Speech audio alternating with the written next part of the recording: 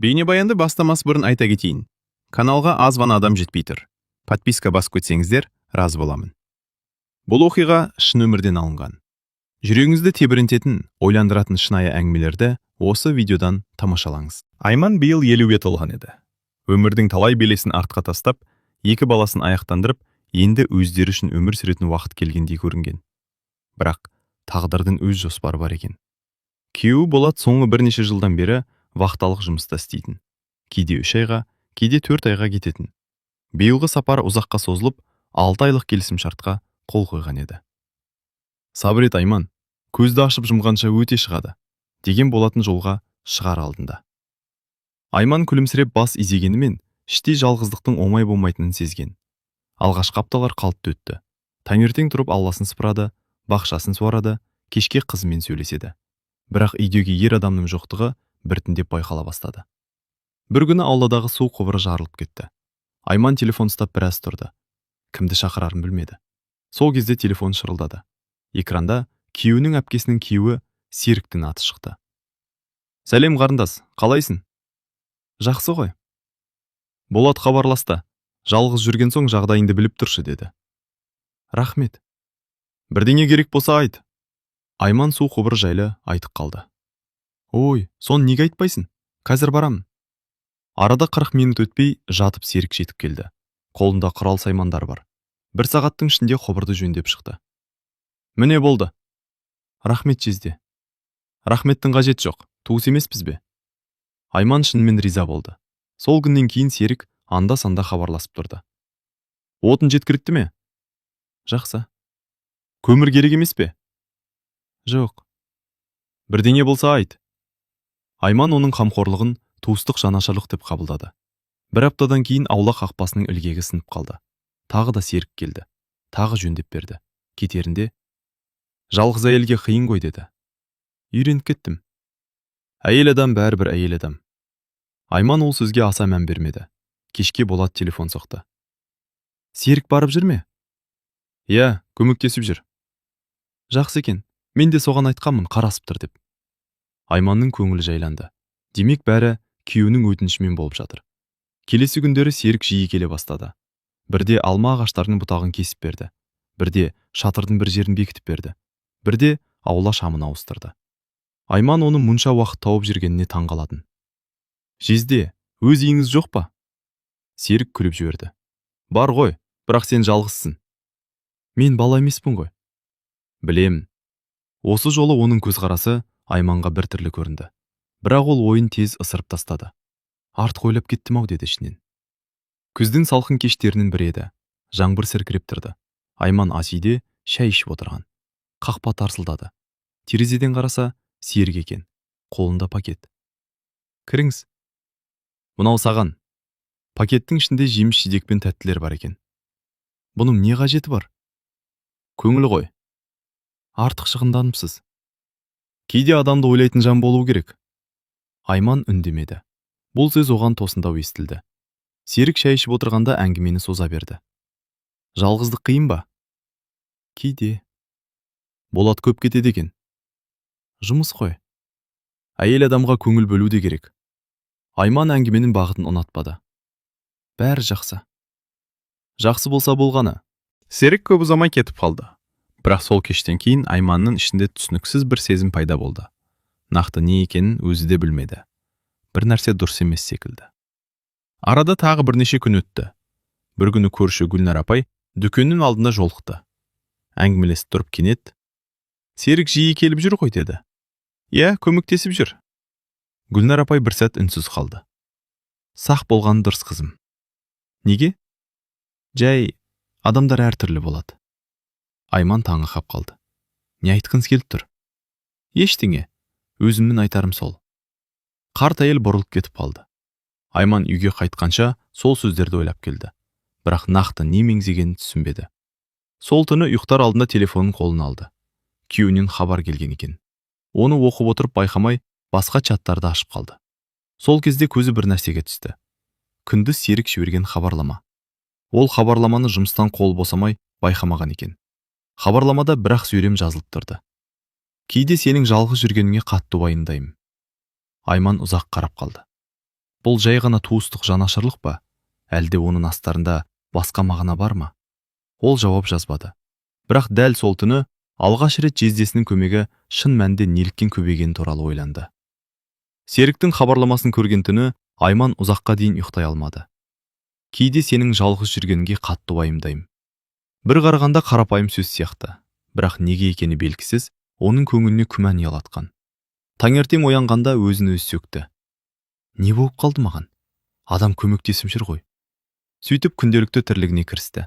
Алайда Гүлнар апайдың ескертуі де түнгі хабарламада ойынан кетпеді. Түске қарай телефоны тағы шырылдады. Серік екен. Сәлем қарындас. Сәлеметсіз бе? Дүкенге бара жатырмын. Саған бірдеңе керек емес пе? Жоқ, рахмет. Йол ма? Шынымен керек емес. Жарайды, әңгіме аяқталды. Бірақ жарты сағат өтпей тағы хабарласты. Айман, үйде отырсың ба? Иә. Жолым түсіп барады, кіріп шығайын. Айманның бас тартуға еш себебі жоқ еді. Келе беріңіз. Серікке келгенде қолында тағы пакет болды. Бұл жолы қымбат шай мен тәттілер алып келіпті.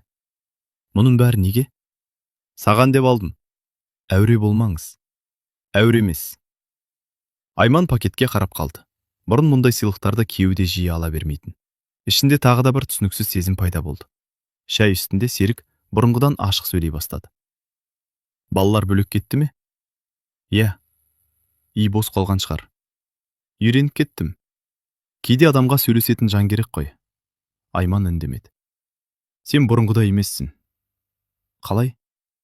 Қартаймағансың. Айман алғаш рет ыңғайсызданды. 50-ге келдік қой. 50 деген жас емес қазір. Айман әңгімені басқа жаққа бұруға тырысты.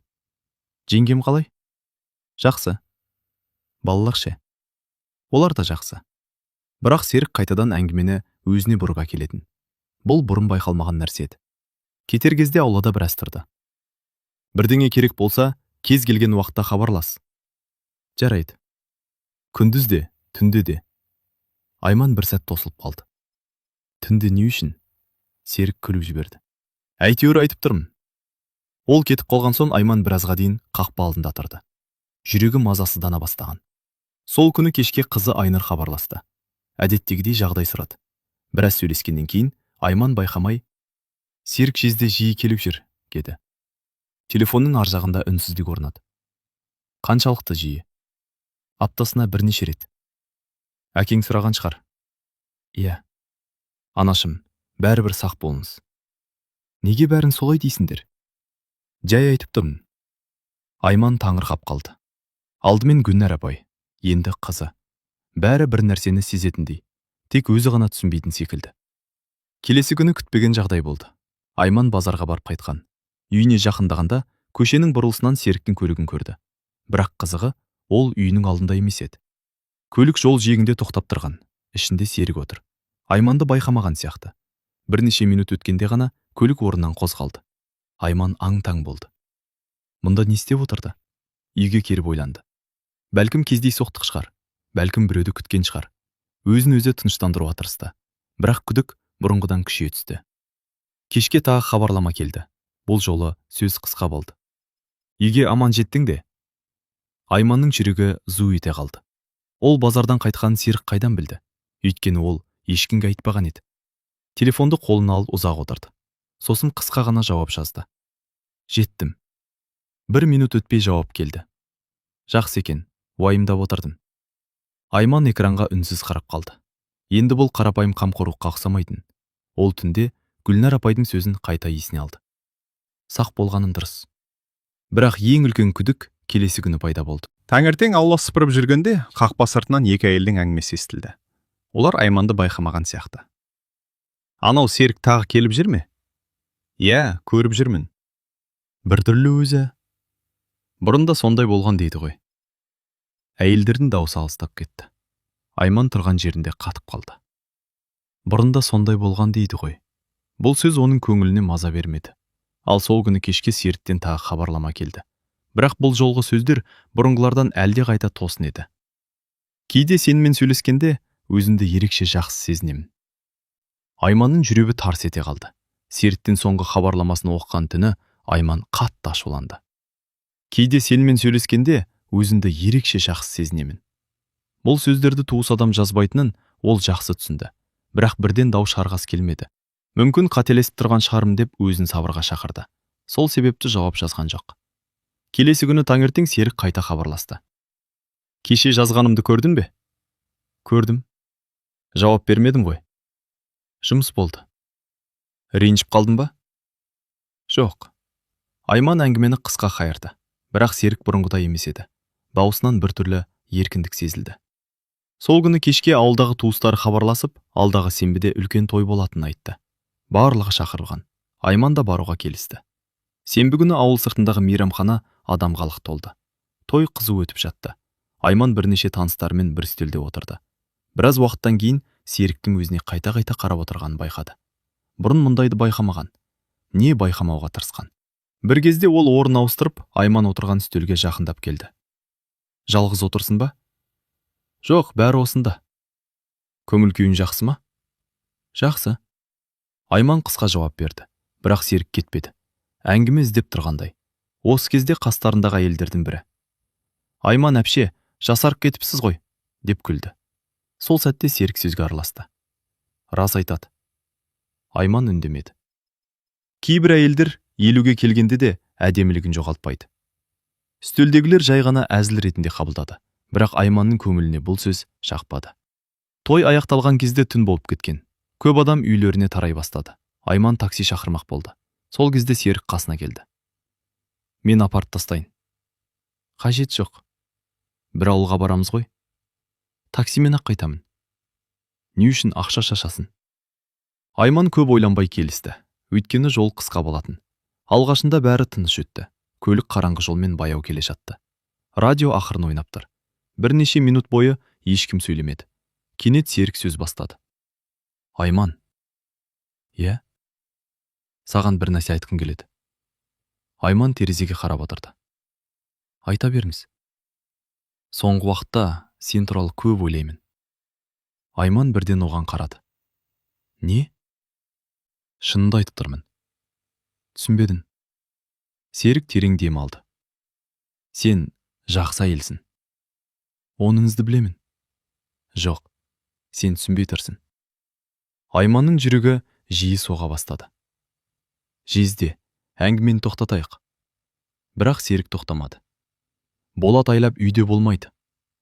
Ол жұмыс істеп жүр. Білемін. Онда сен де адамсың ғой. Айман ашулана бастады. Нені меңзеп тұрсыз? Көлік баяулай түсті. Серік жол жиегіне тоқтады. Айманның мазасы кетті. Неге тоқтадыңыз? Бір рет сөйлесіп алайық дедім. Айтыңыз. Серік оған тіке қарады. Мен сені бұрыннан ұнатамын. Айман естігеніне сенбей қалды. Бірнеше секунд үнсіз отырды. Не дедіңіз? Шындық. Сіз есіңіздесіз бе? Әбден. Мен сіздің қайныңыздың әйелімін. Білемін. Жеңгемнің күйеусіз. Білемін. Айманның ашуы қайнай бастады. Онда мұндай сөздерді қалай айтып отырсыз? Мен сезімімді жасыра алмадым. Тоқтаңыз! Айманның даусы қатты шықты. Бұдан кейін мұндай әңгімені естімеймін. Серік үндемеді. Үйге апарыңыз. Айман, үйге апарыңыз. Бірнеше секундтан кейін көлік қайта қозғалды. Қалған жол үнсіз өтті. Үйдің алдына келгенде Айман бірден түсіп қалды. Қақпаға жеткенде артынан Серіктің даусы естілді. Ойланып көр. Айман артына бұрылды. Ешқашан. Ол үйге кіріп кетті. Сол түні көз іле. Басы сан ойға толды. Ашуланды, жиіркенді, өкпеледі. Ең қиыны, мұның бәрі өздерінің туысы болған адамнан шыққан еді. Түн ортасында телефоны дірілдеді. Хабарлама келген. Жіберуші кім екенін болжау қиын емес еді. Айман ашып оқыды. Кешір, бірақ айтпай жүре алмадым. Бір минуттан кейін тағы бір хабарлама келді. Бұл әңгімені ешкімге айтпай-ақ қояйық. Айман экранға ұзақ қарап отырды. Осы сәтте ол маңызды шешім қабылдады. Барлық хабарламаны өшірмей сақтап қоятын болды. Өйткені Серіктің мұнымен тоқтамайтынын оның жүрегі сезген еді. Тойдан кейінгі оқиғадан соң Айманның Серікке деген көзқарасы түбегейлі өзгерді. Бұрын ол жездесін туыс, отбасының бір мүшесі ретінде көретін, ал енді оның әр сөзі мен әрекетінен жасырын мақсат іздейтін болды. Ең өкініштісі, күдігі бекер емес екенін өзі де түсініп тұрған. Таңертең оянған бойда телефонын қарады. Түнде келген 2 хабарлама орнында тұр. Оларды қайта оқығысы келмеді, бірақ өшіріп те тастамады. Керек болып қалар, деп ойлады. Күні бойы Серіктен хабар болған жоқ. Бұл Айманға сәл тыныштық сыйлағандай болды. Бірақ кешке қарай телефоны тағы да дірілдеді. Серік. Айман хабарламаны ашпады. Бірнеше минуттан кейін тағы келді. Сосын тағы. Ақыры қарап көрді. Сөйлесуіміз керек. Ренжіме. Мен сені қинағым келмейді. Айман жауап жазбады. Телефонды үстен үстіне қойып кетті. Бірақ түн ортасында тағы хабарлама келді. Одан кейін тағы. Сағат 1-де, сағат 2-де. Таңға дейін бірнеше рет. Бұл жолы сөздер қысқа болғанмен мазасыздық тудырды. Айман бәрін скриншотқа түсіріп сақтап қойды. Келесі күні ол базарға бармақ болды. Үйден шыққанда көңілі ауыр еді. Өзін біреу бақылап жүргендей сезім кетпейтін. Базардан қайтып келе жатқанда дүкен алдында Гүлнар апайға жолықты. Қызым, өңің қашып кетіпті ғой. Аздап шаршап жүрмін. Әлгадан тыныш қоймай жүрме? Айман селк ете қалды. Кім? Өзім түсініп тұрмын ғой. Бірнеше секунд үнсіздік орнады. Сосын Айман болған жағдайдың бір бөлігін айтып берді. Гүлнар апай күрсініп жіберді. Мен бекер ескертпеген екенмін. Нені білесіз? Көп нәрсе естігенмін. Қандай нәрсе? Қарт әйел жан-жағына қарап алды. Бұрын да сондай әңгімелер болған. Қандай әңгімелер? Нақтысын білмеймін. Бірақ әйелдер туралы сөздер шыққан. Айманның көңілі одан сайын бұзылды. Үйіне келген соң ұзақ ойланды. Мүмкін бәрін Болатқа айту керек шығар. Бірақ күйеуінің жұмыста жүргенін ойлады. Мыңдаған шақырым жерде, ауыр жұмыстың ортасында. Қазір айтса, бәрін тастап келуі мүмкін. Сондықтан асықпауға шешім қабылдады. Бірақ дәл сол кеште күтпеген жағдай болды. Телефонына бейтаныс нөмірден хабарлама келді. Алғашында ашқысы келмеді. Кейін қызықтап қарап көрді. Жазылған сөздерден жүрегі мұздап кетті. Сен маған неге жауап бермей жүрсің? Айман бірден түсінді. Бұл Серік еді. Ол басқа нөмірден жазып отырған. Айман жауап бермеді. Бірақ арада 2 минут өтпей тағы хабарлама келді. Мен жаман адам емеспін. Тағы біреу. Тек сөйлесейік. Тағы. Қорқпа. Айман телефонын өшіріп тастады. Сол түні алғаш рет шын мәнінде қорқа бастады. Өйткені бұл жай ғана сезім айту емес еді. Бұл шектен шығуға айналып бара жатқандай көрінді. Келесі күні таңертең ауылдағы жұмыстармен жүріп, пошта жәшігін ашты. Ішінде шағын ақ конверт жатыр екен. Айман таңғалды. Ешқандай мекен-жай жоқ. Ешқандай белгі жоқ. Тек ішінде бір парақ қағаз. Ол ашып оқыды. Қағазда қысқа ғана сөйлем жазылған еді. Сені алғаш көрген күннен ұнаттым. Айманның қолы дір ете қалды. Жазуды таныды. Бұл Серіктің қолтаңбасы еді. Енді күмән қалмаған. Барлығы анық болған. Ол қағазды да сақтап қойды.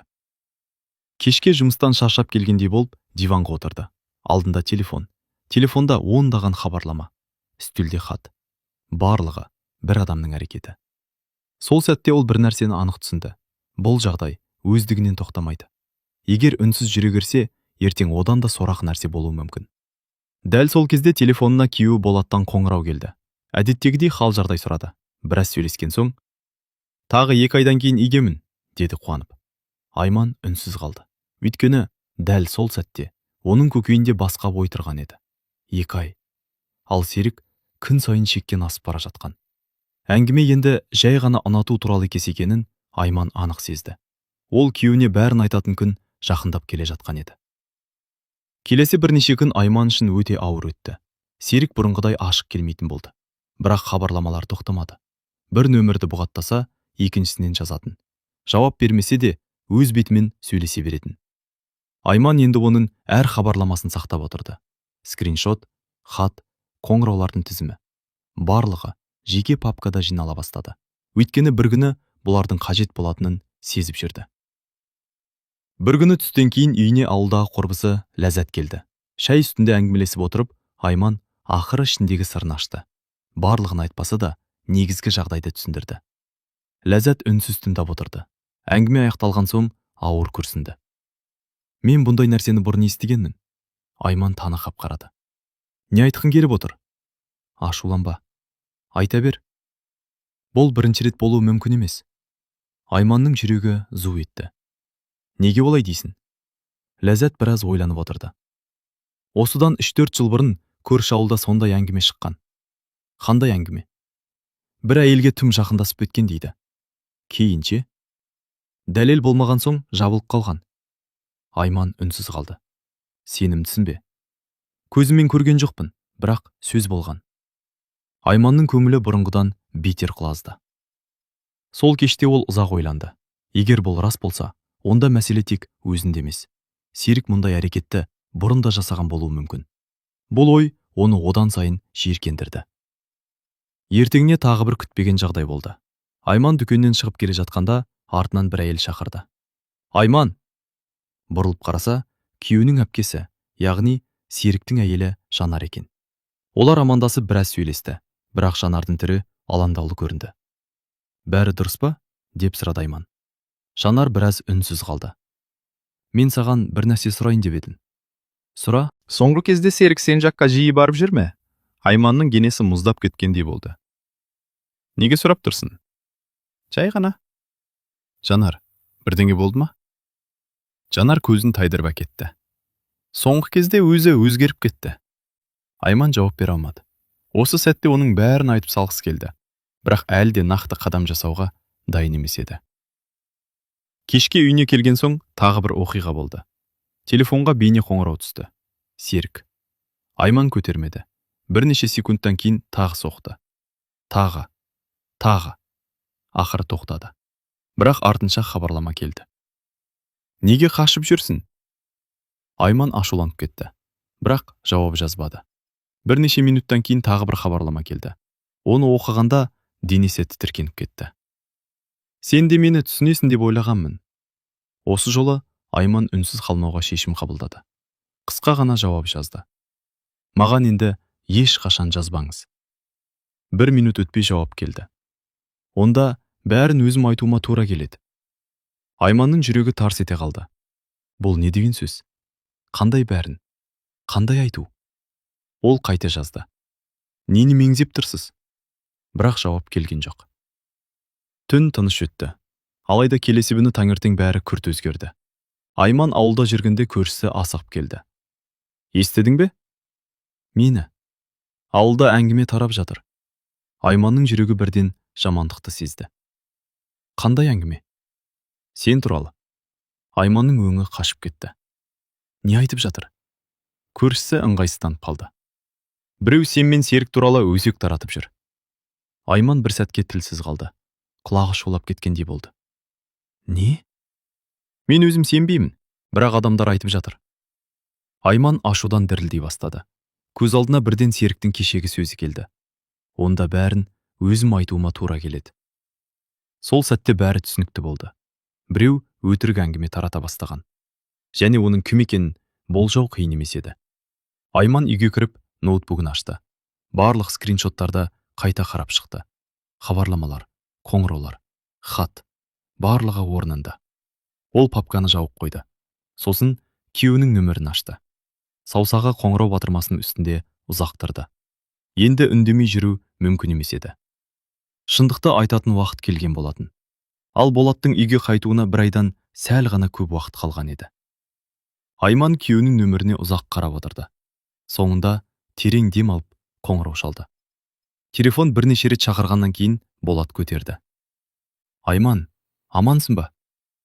Даусынан әдеттегі көңілділік байқалды. Бірақ Айман сөйлей алмай қалды. Не болды? Болат, саған маңызды нәрсе айтуым керек. Күйеуі бірден байыпты, қалыпқа көшті. Не болды? Сол түні Айман бәрін айтты. Басынан аяғына дейін. Серіктің алғашқы көмегі, хабарламалар, тойдан кейінгі әңгіме, хат, өсек, барлығы. Телефонның ар жағында ұзақ үнсіздік орнады. Сосын Болаттың ауыр демалған естілді. Дәлелдер бар ма? Бар. Бәрін сақтадың ба? Иә. Ештеңені өшірме. Оның даусы бұрынғыдан суық шықты. Айман күйеуін алғаш рет осылай естігендей болды. Сен кінәлі емессің. Білемін. Ең бастысы, үндемей жүре бермегенің дұрыс болған. Сол түні олар ұзақ сөйлесті. Бір аптадан кейін күтпеген жаңалық келді. Болат вахтадағы жұмысын аяқтамай, мерзімнен бұрын қайтатын болды.